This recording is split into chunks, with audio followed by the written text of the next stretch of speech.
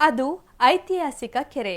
ಇದೀಗ ಕೆರೆ ತುಂಬಿದ್ದು 15 ವರ್ಷಗಳ ಬಳಿಕ ಸುತ್ತಮುತ್ತಲ ಗ್ರಾಮಸ್ಥರೆಲ್ಲ ಸೇರಿಕೊಂಡು ತೆಪ್ಪೋತ್ಸವವನ್ನ ಅದ್ದೂರಿಯಾಗಿ ಆಚರಿಸಿದರಲ್ಲದೆ ತೆಪ್ಪೋತ್ಸವವನ್ನ ಕಣ್ತುಂಬಿಕೊಂಡು ಪುನೀತರಾದರು. ಹಾಗಿದ್ದರೆ ಆ ಐತಿಹಾಸಿಕ ಕೆರೆ ಯಾವುದು? ತೆಪ್ಪೋತ್ಸವ ನಡೆದಿದ್ದಾದ್ರೂ ಎಲ್ಲಿ ಅಂತೀರಾ? ಈ ಸ್ಟೋರಿ ನೋಡಿ. ಐತಿಹಾಸಿಕ ಕೆರೆಯಲ್ಲಿ ನಡೆಯಿತು ಹೆಳವನಕಟ್ಟೆ ಶ್ರೀ ಲಕ್ಷ್ಮೀ ರಂಗನಾಥ ಸ್ವಾಮಿ ತೆಪ್ಪೋತ್ಸವ. ಹರಿಹರ ತಾಲೂಕಿನ ಕೊಮರನಹಳ್ಳಿ ಕೆರೆಯಲ್ಲಿ ನಡೆಯಿತು ವೈಭವದ ತೆಪ್ಪೋತ್ಸವ.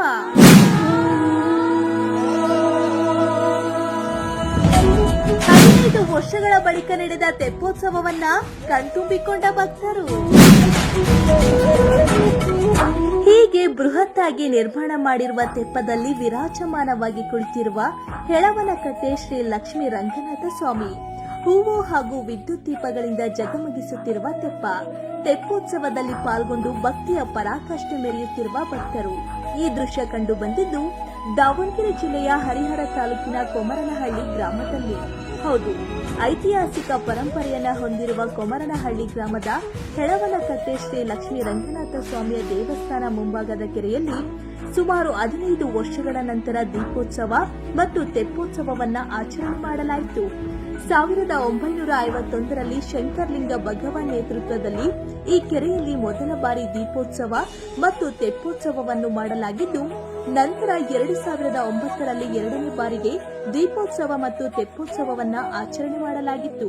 ಅದಾದ ಬಳಿಕ ಸುಮಾರು 15 ವರ್ಷಗಳ ನಂತರ ಶುಕ್ರವಾರ ಹೆಳವನಕಟ್ಟೆ ಶ್ರೀ ಲಕ್ಷ್ಮೀ ರಂಗನಾಥ ಸ್ವಾಮಿಯ ದೀಪೋತ್ಸವ ಮತ್ತು ತೆಪ್ಪೋತ್ಸವವನ್ನು ಅದ್ದೂರಿಯಾಗಿ ಆಚರಣೆ ಮಾಡಿದ್ದು, ಸುತ್ತಮುತ್ತ ಗ್ರಾಮಸ್ಥರು ಈ ತೆಪ್ಪೋತ್ಸವದಲ್ಲಿ ಪಾಲ್ಗೊಂಡು ಭಕ್ತಿಯ ಪರಾಕಾಷ್ಠೆ ಮೆರೆದರು. ಸ್ವಾತಂತ್ರ್ಯ ಬಂದ ನಂತರ ಮೂರನೇ ಬಾರಿಗೆ ಈ ಒಂದು ತೆಪ್ಪೋತ್ಸವವನ್ನ ಹಮ್ಮಿಕೊಳ್ಳಲಾಗ್ತಿದೆ. 1951ನೇ ಇಸ್ವಿಲಿ ಈ ತೆಪ್ಪೋತ್ಸವ ಶಂಕರಲಿಂಗ ಭಗವಾನ್ ನೇತೃತ್ವದಲ್ಲಿ ನಡೆದಿತ್ತು. ಅದಾದ್ಮೇಲೆ 2009ನೇ ಇಸ್ವಿಲಿ ನಡೆದಿತ್ತು ಈ ಒಂದು ತೆಪ್ಪೋತ್ಸವ. ಸುಮಾರು 15 ವರ್ಷಗಳ ನಂತರ ಈ ಏನು 2024ನೇ ಇಸ್ವಿಲಿ ಈ ಒಂದು ತೆಪ್ಪೋತ್ಸವನ ಕೊಮಾರನಹಳ್ಳಿ ಗ್ರಾಮಸ್ಥರು ಸುತ್ತಮುತ್ತಲ ಏನು 7 ಹಳ್ಳಿಗಳ ಭಕ್ತಾದಿಗಳ ನೆರವಿನಿಂದ ಎಲ್ಲ ನಮ್ಮ ಜನಪ್ರತಿನಿಧಿಗಳು ಹಾಗೂ ನಮ್ಮ ಎಲ್ಲ ಸರ್ಕಾರಿ ನೌಕರರಿರ್ಬೋದು, ನಮ್ಮ ಭಕ್ತಾದಿಗಳಿರ್ಬೋದು, ಎಲ್ಲರ ನೆರವಿನಿಂದ ಸುಮಾರು 15 ವರ್ಷಗಳ ನಂತರ ಈ ಒಂದು ತೆಪ್ಪೋತ್ಸವವನ್ನು ಇಷ್ಟೊಂದು ವಿಜೃಂಭಣೆಯಿಂದ ಮಾಡ್ತಾ ಇದ್ದೀವಿ. ಅದಕ್ಕೆ ಎಲ್ಲರ ಭಕ್ತರ ನೆರವು ಸಹ ಸಿಕ್ಕಿದೆ. ನಮಗೆ ಎಲ್ಲ ಹಣಕಾಸಿನ ಸಹಕಾರ ಇರ್ಬೋದು, ಎಲ್ಲ ರೀತಿಯ ಸಹಕಾರ ನಮಗೆ ಸಿಕ್ಕಿದೆ. ಈ ನಿಟ್ಟಿನಲ್ಲಿ ನಮಗೆ ಒಂದು ಇವತ್ತು ನಡೀತಕ್ಕಂಥ ವಿಜೃಂಭಣೆಯ ಈ ತೆಪ್ಪೋತ್ಸವದಿಂದ ಎಲ್ಲ ಭಕ್ತಾದಿಗಳಿಗೆ ಒಂದು ಸನ್ಮಂಗಳ ಉಂಟಾಗಲಿ ಅಂತೇಳಿ ನಾನು ಈ ಭಗವಂತನಲ್ಲಿ ಪ್ರಾರ್ಥನೆ ಮಾಡ್ಕೊಳ್ತೀನಿ.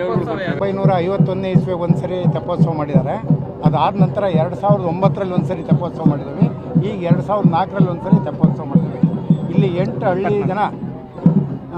ಹಳ್ಳಿ ಇದ್ದನ ಸೇರ್ಕೊಂಡು ಎಲ್ಲ ದೇವರುಗಳು 13 ದೇವರು ತಂದಿದ್ದಾವೆ.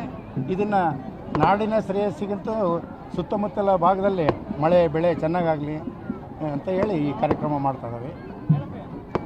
ಪ್ರತಿ ವರ್ಷ ಏನು ಮಾಡ್ತಾ ಇಲ್ಲ 15 ವರ್ಷ ಅಂತಿಲ್ಲ. 1951, 2009, 2024 ಇದು 3ನೇ ಬಾರಿ. ಅಂದರೆ ನಾವು ಹುಟ್ಟಿದ ಮೇಲೆ ಇದು 2ನೇ ಬಾರಿ. ನಾವು ಹುಟ್ಟೋಕ್ಕಿಂತ ಮುಂಚೆ ಒಂದು ಬಾರಿ, ಒಟ್ಟೆ ಮೂರನೇ ಸರಿ ಆಗ್ತಾ ಇರೋದು. ಏನು ಮುಹೂರ್ತ ಏನು ಯಾವ ಮುಹೂರ್ತನಿಲ್ಲ ಊರಿನಲ್ಲಿ. ಅರಳಹಳ್ಳಿ ಆಂಜನೇಯ ಸ್ವಾಮಿಯ ಅಪ್ಪಣೆ ಕೇಳಿ ಫಿಕ್ಸ್ ಮಾಡ್ತೀವಿ. ಅರಳಹಳ್ಳಿ ಆಂಜನೇಯ ಸ್ವಾಮಿ ಕೇಳಿ ನಾವು ಇದ್ರ ಡೇಟ್ ಫಿಕ್ಸ್ ಮಾಡಿ ಈ ಸರಿ ಇದು ಕಾರ್ಯಕ್ರಮ ಮಾಡಿದ್ವಿ. ಇವತ್ತು 13 ದೇವರು ಇಲ್ಲಿ ಭಾಗವಹಿಸಿದ್ವು. ಈ ತೆಪ್ಪದಲ್ಲಿ 3 ದೇವರು ಹೋಗಿದ್ದಾವೆ. ಇನ್ನು ಉಳಿಕೆಲ್ಲ 10 ದೇವರು ಇಲ್ಲೇ ಕಟ್ಟೆ ಮೇಲೆ ಇದ್ದಾವೆ. ಮತ್ತು ಎಲ್ಲ ದೇವರಿಗೂ ಕರ್ಕೊಂಡು ಹೋಗೋಕ್ಕೆ ವ್ಯವಸ್ಥೆ ಆಗಲ್ಲ. ಅದಕ್ಕೋಸ್ಕರ ಸುತ್ತಮುತ್ತ ಎಲ್ಲ ಭಾಗದಿಂದನೂ ಇವತ್ತೊಂದು 15,000-20,000 ಜನ ಭಾಗವಹಿಸಿ ಬೆಳಗಿಂದನೂ ದೇವ್ರ ಕಾರ್ಯಕ್ರಮ ಎಲ್ಲ ಕಾರ್ಯಕ್ರಮಗಳು ನಡೀತಾ ಇದ್ದಾವೆ. ಅದ್ರ ಜೊತೆಗೆ ಅನ್ನಪ್ರಸಾದನ ವ್ಯವಸ್ಥೆ ಮಾಡಿದ್ದಾರೆ. ವ್ಯವಸ್ಥೆನೂ ಎಲ್ಲ ಚೆನ್ನಾಗಾಗಿದೆ. ಒಂದ್ಸರಿ ಪುಷ್ಕರಣಿಯಲ್ಲಿ ಮಾಡಿದ್ದಾರೆ ಬಿಟ್ಟರೆ ಕೆರೆಗಳಲ್ಲಿ ಎಲ್ಲೆಲ್ಲಿ ಮಾಡಿಲ್ಲ ನಮ್ಮ ಜಿಲ್ಲೆದ ಒಳಗೆ. ಕೆರೆ ಅಂದರೆ ಇದು ಎಳವ ಕಟ್ಟಿದ್ದ ಕೆರೆ. ಗಿರಿಯಮ್ಮನ ಇಲ್ಲಿ ತಪಸ್ವಿ, ಆ ತಪಸ್ವಿಗೆ ರಂಗನಾಥ ಸ್ವಾಮಿ ಒಲ್ದು ಇಲ್ಲೇ ಇದು ವಿಶೇಷ ಸ್ಥಳ. ಇದು ಬಿಟ್ಟರೆ ನಮ್ಮ ಹೊನ್ನಾಳಿ ತಾಲೂಕಿನಲ್ಲಿ ಕಮ್ಮರಗಟ್ಟೆ, ಅದು ಬಿಟ್ಟರೆ ಇದೆ ನಮ್ಮಲ್ಲಿ. ಈ ತೆಪ್ಪೋತ್ಸವಕ್ಕೆ ಮಲೆಬೆನ್ನೂರು, ಹರಳಹಳ್ಳಿ, ದಿಬ್ಬದಹಳ್ಳಿ, ಎರೆಹಳ್ಳಿ, ಹಾಲಿವಾಣ, ಕೊಪ್ಪ, ತಿಮ್ಲಾಪುರ ಗ್ರಾಮಗಳ 12 ದೇವರ ಮೂರ್ತಿಗಳನ್ನ ಕಲಾ ತಂಡಗಳೊಂದಿಗೆ ಮೆರವಣಿಗೆ ಮೂಲಕ ಕೊಮರನಹಳ್ಳಿ ಕೆರೆಯ ಬಳಿ ತರಲಾಯಿತು. ನಂತರ ಎಲ್ಲಾ ದೇವರುಗಳು ಆಂಜನೇಯ ಸ್ವಾಮಿ ಕಾರ್ಣಿಕ ಹೇಳುವ ಸ್ಥಳದಲ್ಲಿ ಪ್ರತಿಷ್ಠಾಪಿಸಿ ಪೂಜೆ ಸಲ್ಲಿಸಲಾಯಿತು. ನಂತರ ಕೊಮರನಹಳ್ಳಿಯ ಶ್ರೀ ಲಕ್ಷ್ಮೀ ರಂಗನಾಥ ಸ್ವಾಮಿ, ಶ್ರೀ ಆಂಜನೇಯ ಸ್ವಾಮಿ ಹಾಗೂ ಶ್ರೀ ಬೀರಲಿಂಗೇಶ್ವರ ಸ್ವಾಮಿ ಉತ್ಸವ ಮೂರ್ತಿಗಳನ್ನ ಹೂವಿನಿಂದ ಅಲಂಕಾರ ಮಾಡಿದ್ದ ತೆಪ್ಪದಲ್ಲಿ ಪ್ರತಿಷ್ಠಾಪಿಸಿ ಪೂಜೆ ಸಲ್ಲಿಸಿದ ಬಳಿಕ ಭಕ್ತರು ಜಯಘೋಷಗಳೊಂದಿಗೆ ಪುಷ್ಪಾರ್ಚನೆ ಮಾಡುವ ಮೂಲಕ ತೆಪ್ಪೋತ್ಸವಕ್ಕೆ ಚಾಲನೆ ನೀಡಲಾಯಿತು. ಹೇಳ್ತಾ ಇದ್ದಾರೆ 1951 ಇಸ್ವಿಯಲ್ಲಿ 2009ರಲ್ಲಿ ಮತ್ತು ಈಗ ಇದನ್ನು ನೋಡುವಂಥ ಪುಣ್ಯ ಈಗಿನ ಎಲ್ಲ ಜನಗಳಿಗೆ ಲಭಿಸಿದೆ. ಆ ಭಗವಂತನ ಕೃಪೆಯಿಂದ ಈ ಬಾರಿ ಒಳ್ಳೆ ಮಳೆಗಾಲಾಗಿ ಕೆರೆ ತುಂಬಿದೆ. ರೈತ ಸಮುದಾಯ ಕೂಡ ಅತ್ಯಂತ ಸಂತೋಷದಿಂದಿದ್ದಾರೆ.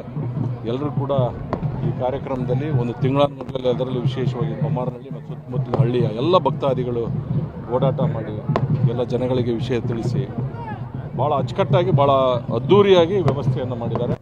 ಎಲ್ಲಿ ನೋಡಿದರೂ ಕೂಡ ಜನಸಾಗರ, ಭಾಳ ವಿಶೇಷವಾಗಿರ್ತಕ್ಕಂಥ ಕಾರ್ಯಕ್ರಮ. ಆ ರಂಗನಾಥ ಸ್ವಾಮಿ ಎಲ್ಲರಿಗೂ ಕೂಡ ಒಳ್ಳೇದು ಮಾಡ್ತಾನೆ. ಮುಂದಿನ ದಿನಗಳಲ್ಲಿ ಎಲ್ಲರ ಜೀವನದಲ್ಲೂ ಕೂಡ ಸುಖ, ಶಾಂತಿ, ಸಂತೋಷ. ಸ್ವಾಮಿ ಇದೆ ಕ್ಷೇತ್ರ ಅತ್ಯಂತ ಸುಪ್ರಸಿದ್ಧವಾಗಿರ್ತಕ್ಕಂಥ ಕ್ಷೇತ್ರ. ಇದ್ರ ಪಕ್ಕದಲ್ಲೇ ಇರ್ತಕ್ಕಂಥ ಈ ಕೆರೆ ತುಂಬಿದರೆ ಸುಮಾರು ನಮ್ಮ ತಾಲೂಕಲ್ಲಿ ಒಂದು 35ರಿಂದ 40 ಊರುಗಳಿಗೆ ವಾಟರ್ ಸೋರ್ಸ್ ಜಾಸ್ತಿ ಆಗ್ತದೆ ಅಂತೇಳಿ ಮೊದಲಿಂದಲೂ ಕೂಡ ನಮ್ಮ ರೈತರಿಗೆ ಭಾಳವಷ್ಟು ದೊಡ್ಡ ನಂಬಿಕೆ. ಅದರಲ್ಲೂ ಈ ಕೆರೆ ತುಂಬಿದಾಗಲೆಲ್ಲ ಈ ಭಾಗದ ಒಂದು 30ರಿಂದ 40 ಹಳ್ಳಿ ಜನರು ಇದನ್ನೊಂದು ದೊಡ್ಡ ಹಬ್ಬದ ರೀತಿಯಲ್ಲಿ ಅತ್ಯಂತ ಸಂಭ್ರಮದಿಂದ ಆಚರಣೆ ಮಾಡ್ತಾರೆ. 2009 ಮತ್ತು 2024 ಎರಡೂ ಈ ಒಂದು ತೆಪ್ಪೋತ್ಸವ ಕಾರ್ಯಕ್ರಮನ ನಾವು ಭಾಳ ಅತ್ಯಂತ ಕಣ್ಣಾರೆ ನೋಡಿದ್ದೀವಿ. ಆದರೆ ದಿನ ಕಳೆದಂತೆ ಈ ತೆಪ್ಪೋತ್ಸವವನ್ನು ಜನಸಾಗರ ಬಂದು ಇದನ್ನು ಭಾಳವಷ್ಟು ದೊಡ್ಡ ಮಟ್ಟದಲ್ಲಿ ಕಣ್ಣು ತುಂಬಿಕೊಂಡು ಈ ಕಾರ್ಯಕ್ರಮವನ್ನು ಮಾಡಿದ್ದಾರೆ. ಖಂಡಿತ ನಮ್ಮ ರೈತ ಒಂದು ಸಂಕುಲಕ್ಕೆ ಈ ಕೆರೆ ತುಂಬಿರ್ತಕ್ಕಂಥದ್ದು, ಈ ತೆಪ್ಪೋತ್ಸವ ಆಗ್ತಾ ಇರ್ತಕ್ಕಂಥದ್ದು ನಿಜಕ್ಕೂ ಒಂದು ಹಬ್ಬದ ಒಂದು ವಾತಾವರಣ ಆಗಿದೆ.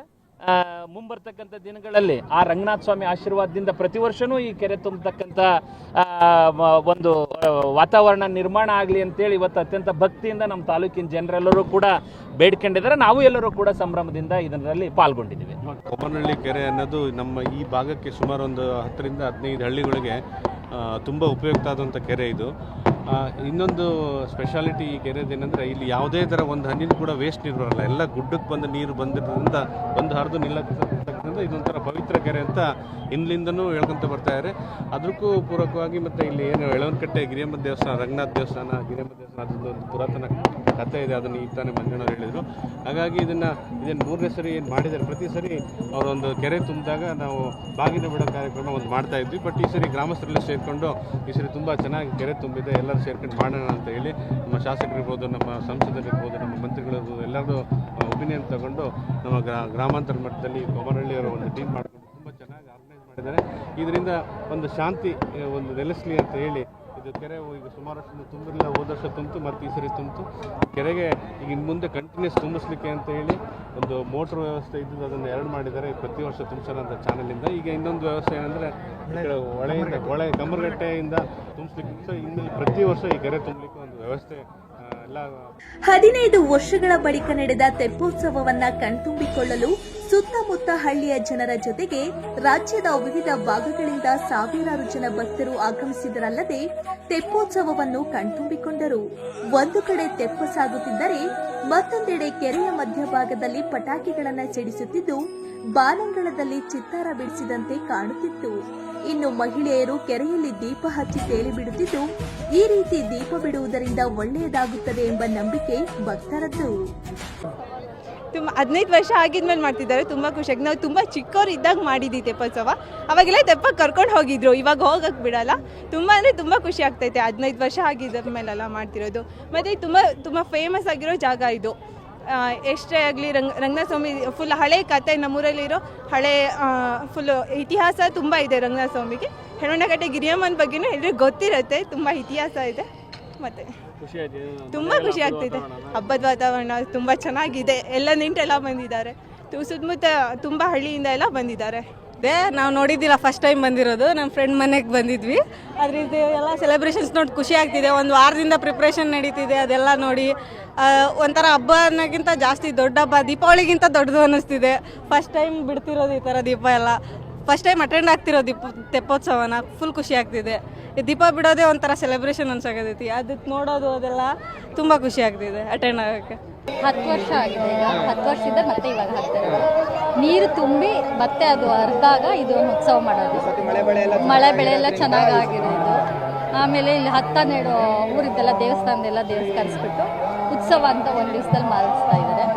ಮತ್ತು ಇಲ್ಲಿ ಸುತ್ತಮುತ್ತಲ ಎಷ್ಟು ಹಳ್ಳಿ ಇದೆಯೋ ಅಲ್ಲಿಗೆಲ್ಲ ಅನೌನ್ಸ್ ಮಾಡಿಬಿಟ್ಟು ಅನ್ನದಾನ ಮತ್ತು ಪೂಜೆ ವಿಶೇಷ ನೀರು ತುಂಬಿದೆ.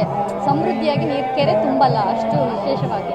ಒಂದು 10 ವರ್ಷ ಆದಮೇಲೆ ತುಂಬಿರೋದು. ನಾನು ಚಿಕ್ಕವರಿದ್ದೀವಿ, ಒಂದು 10 ವರ್ಷದ ಮೇಲೆ ಮತ್ತೆ ತುಂಬಿರೋದು. ಅದಕ್ಕೋಸ್ಕರ ಉತ್ಸವ ಮಾಡ್ತಾರೆ. ಇಲ್ಲಿ ರಂಗನಾಥ ಸ್ವಾಮಿ ಒಂದು 60 ಇಯರ್ಸ್ ವಿಶೇಷ ಇದೆ. 10 ವರ್ಷದಿಂದ ಆಗಿರೋದು. ಮತ್ತು ಉತ್ಸವ ಎಲ್ಲ 10 ವರ್ಷದ ಹಿಂದ್ಗಡೆ 10 ವರ್ಷ ಮತ್ತು ಇವಾಗ ಮತ್ತು ಇಲ್ಲಿ ಊರಲ್ಲೆಲ್ಲ ಸಂಭ್ರಮ ಸಡಗರ.